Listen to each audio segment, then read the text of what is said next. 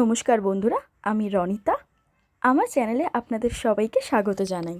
আজকে আমি বানিয়ে নেব একটু অন্য রকমভাবে আলু দিয়ে মাংসের ঝোল। একদম ঘরোয়া পদ্ধতিতে খুব সামান্য কিছু উপকরণ দিয়ে এটা বানাবো। প্রথমে একটা কড়াইতে তেল গরম করে তার মধ্যে আলুগুলোকে দিয়ে একটু ভেজে নেব। আলু ভাজা হয়ে গেলে ওই আলু ভাজার যে তেলটা থাকবে ওই তেলেই আমাদের কাঁচা মাংস, ওটাকে একটু ভিনিগার মিশিয়ে কিছুক্ষণ রেখে দেবেন। তারপর আলু ভাজার ওই অবশিষ্ট তেলে মাংসটা একটু কিছুক্ষণ নেড়েচুড়ে ভেজে নেব। তারপর হয়ে গেলে সেইটা তুলে নিয়ে কড়াইতে একটু তেল দেব, তেল গরম করে হালকা জিরে ফোড়ন দেব, তার মধ্যে একটু পেঁয়াজ ফোড়ন দেব। আচ্ছা, তোমরা কে কীরকমভাবে রবিবারের দুপুরের চিকেনটা বানাও আমাকে অবশ্যই কিন্তু জানিও। এবারে পেঁয়াজটা সামান্য হালকা লাল লাল মতো হয়ে আসলে ওর মধ্যে একটু নুন দিয়ে দেবো। নুন দিলে পেঁয়াজটা তাড়াতাড়ি ভাজা হয়ে যায়। তারপর ওই পেঁয়াজ বাটার মধ্যে আদা রসুন বাটা মিশিয়ে কিছুক্ষণ ওটাকে কষবো। আচ্ছা, তোমাদের আর কার কার রান্না করতে ভালো লাগে ভিডিওর কমেন্ট বক্সে কিন্তু আমাকে অবশ্যই জানিও। চলো এবারে আমরা দেখে নেব পেঁয়াজ আদা রসুন বাটাটা ভালো মতো কষিয়ে নিয়ে একদম জলটা মরে গেলে তার মধ্যে ভেজে রাখা চিকেনটা দিয়ে দেব। ভেজে রাখা চিকেনটা ভালো করে ওই মশলাটার সাথে প্রথমে কষিয়ে নেব। আগে কিন্তু আমরা গুঁড়ো মশলা কেউ দেব না।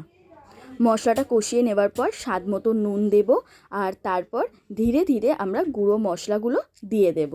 আমাদের ঘরে যেহেতু রান্না পুজো, তাই মায়ের স্ট্রিক্ট অর্ডার ছিল মশলার কোটো পুরো খালি হওয়া চাই। তাই আমরা ছোট ছোট প্যাকেটে যেই মশলা ছিল সেই মশলা দিয়েই আর কি আমি রান্নাটা করেছি। অল্প অল্প করে সব মশলা রাখা ছিল। আমি এখানে স্বাদ মতো জিরে গুঁড়ো, ধনে গুঁড়ো, লঙ্কা গুঁড়ো, হলুদ গুঁড়ো সব দিয়ে অল্প একটু যেই চিকেন ভাজার পর যে জলটা বেরিয়েছিল সেই জলটা দিয়ে, আলাদা করে কোনো জল দিইনি, সেই জলটাই দিয়ে ভালো করে মাংসটা কষিয়ে নিয়েছি। তারপর ভেজে রাখা আলুগুলো দিয়ে দিয়েছি এর মধ্যে, দিয়ে প্রত্যেকটা জিনিস খুব ভালো করে কষিয়ে নিয়েছি। মাংসটা কষতে কষতেই দেখবেন একটা অপূর্ব সুন্দর গন্ধ বেরোয়, যে গন্ধেতেই মানে খিদেটা আরও দুগুণ বেড়ে যায়। মাংসটা ভালো মতো কষা হয়ে গেলে পরিমাণ মতো জল দিয়ে সেটাকে চাপা দিয়ে দেবো।